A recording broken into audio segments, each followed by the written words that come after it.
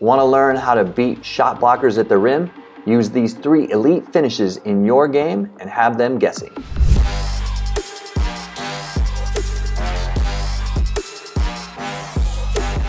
Hey team, Coach Conley here, back with another video. Been training and coaching basketball players for over 20 years. If you'd like to learn the same skills that I teach all my players, subscribe to our channel so you get all the greatest content every week. Finishing around the basket is key to any player, especially after they take away some of your mid-range or jump shooting ability.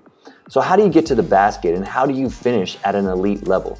Today we'll break down some of our NBA players and how they attack the rim.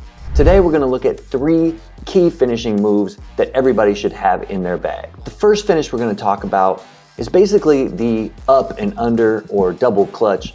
Bringing the ball up and then finishing at different angles really throws off defenders. And when you're attacking the rim at high levels and the defenders are still going to be around you, whether that's help defenders or even your on-ball defender, it's really important that you can manipulate the ball to move it from one side to the other, up and down, around, because if you don't, it's really easy for defenders to time. So let's take a look at how our elite players use ball manipulation to finish at the rim. In this first click, a little tough at this angle, but Curry really brings the ball up a little bit before extending out to the side, allowing him to create space from his defender and throw the timing off from any help that might come. Here you can see on a different action as Curry slices to the rim, he brings the ball up early, but then extends to finish on the other side of the rim. This way of manipulating the ball really does make the defender's eyes and hands have to move to different directions, and it allows you more space to finish. Manuel quickly here attacks the middle, and you can see how bringing the ball up early in his jump allows the defender to jump early looking for the block, and then he's allowed to bring it down and extend it to the basket for a much easier finish. Now, manipulating the ball like this is actually really difficult. It takes a lot of eye-hand coordination and core strength to be able to manipulate the ball up and down and around, something you have to work on constantly to be able to develop the rhythm and accuracy of a move like this. The next finish we're going to look at is finishing off the wrong foot, right? When you finish off the wrong foot, or basically don't take an extra step, it doesn't allow the defender to time blocking your shot. So it creates a quicker release than most people are used to. As a defender, usually you're trying to time the 1-2 steps, but jumping one step early allows you to get the shot off before that defender can adjust to the timing. Here we have Trae Young attacking the basket, and you can see by taking off of his right foot, he gets up in the air earlier than any block can happen. In this similar play from Trae, he does the same thing. It always throws off the timing of the defenders by taking off earlier. Quickly here uses the same technique, and you can see, and just by taking off one step sooner, it allows him to get the shot off before the help side block can come over. In this one, you can see how it actually creates a goaltend because he gets it up and off the glass before the defender can block it. Jumping same foot, same hand can create a lot of options for you in finishing before the help can come. Using this technique, you can see how it really helps you get your shot off before any help defender or even your on-ball defender can make a play on the ball.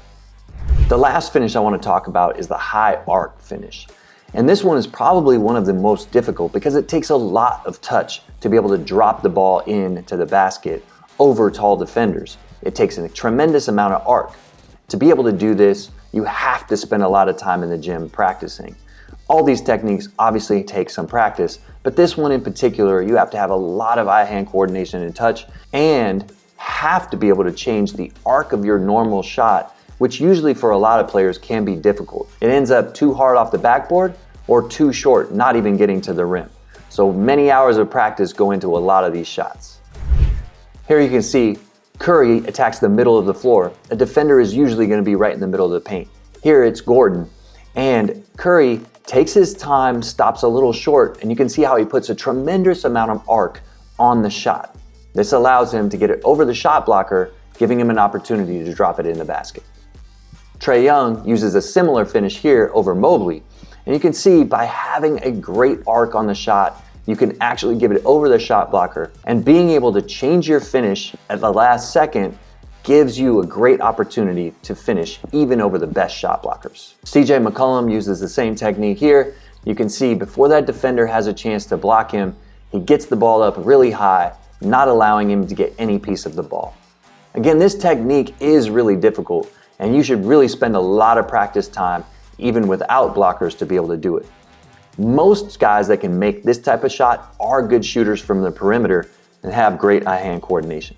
No matter what, having a variety of finishes around the basket is so key to you being able to exploit defenders in various areas. The more variety of finishes you have, the less likely defenders are going to be able to track you down and block your shots. So make sure you have a variety of finishes around the basket so you can attack defenders and keep them guessing how you're going to score around the hoop.